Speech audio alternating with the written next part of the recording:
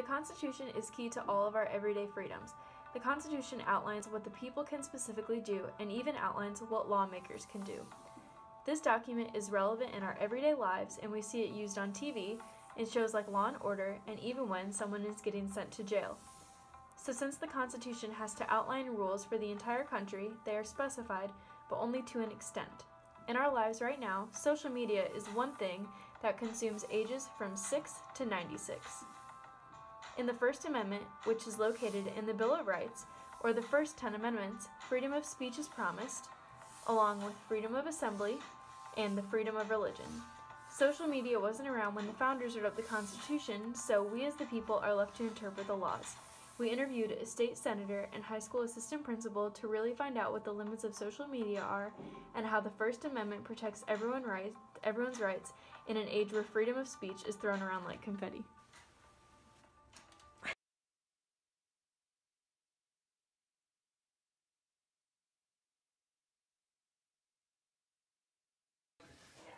Hi, I am here with Ed Charbonneau, one of our state senators, and I'm going to ask him a few questions about the First Amendment and social media.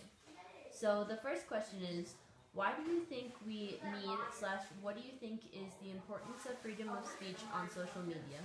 Well, I think freedom of speech is important whether it's on social media or any other medium. So the fact that it's social media, I don't think really makes that much difference, and so it's very important that for all of us to be able to give our opinions.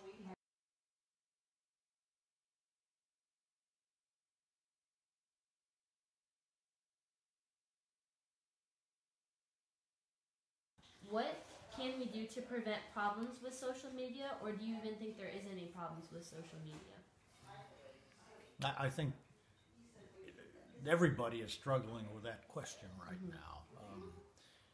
There are problems with it. What gets posted on it? What shouldn't be on it? What are the boundaries? What are the limits of what can be said? What can't be said? And once it's out there, whether it's true or not, it becomes an issue for folks. Definitely.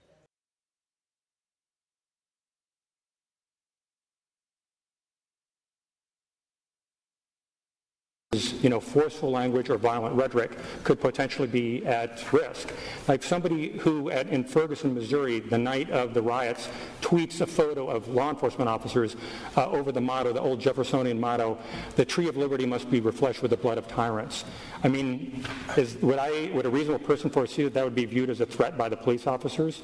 Again, I wouldn't want to, bet a felony conviction against it. And this is valuable First Amendment language that you think has to be protected. I think that there is the kind of things that were quoted earlier. I think that when you're doing it as a category, yes, this is valuable language, because virtually any language that uses forceful rhetoric could be penalized, like as they say, the blood of tyrants quote.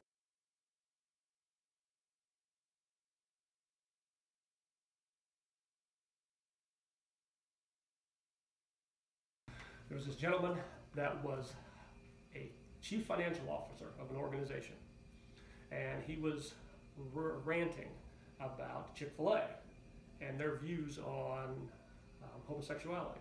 So he goes through the drive-thru, and of course he videotapes himself kind of harassing the drive-thru attendant.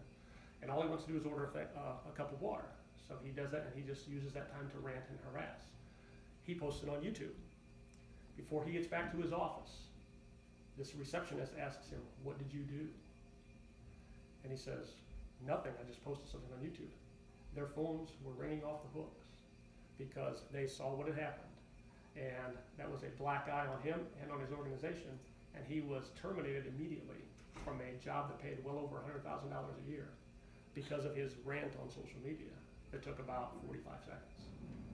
And had not then been able to get another job. He was actually hired at another corporation, maybe out in Washington. They found out what had happened, and they immediately terminated him as well. So this is a guy who, in 45 seconds, basically ruined his career. That's the kind of thing we need to think about. What are we doing? We just have to take time and think twice before we post anything. Yeah, because even though it's your First Amendment right to say things and to to have that, Right. as a law, you really need to think about others and their First Amendment right as well. Absolutely. Okay, awesome. Well, thank you for your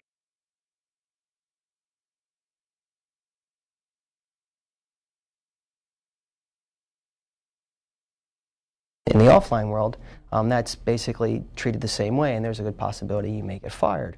However, if you're talking about working conditions, and you're talking with other members of the workforce about those working conditions, that type of speech may be protected.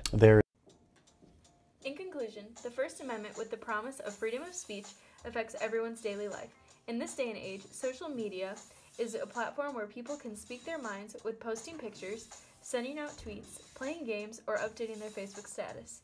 The First Amendment is important to everyone because people deserve the freedom to have a voice and a way to exercise their opinions in the right way.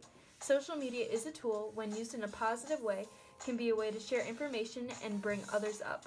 So next time you are about to post something, remember what rights you are guaranteed, but also what rights others have.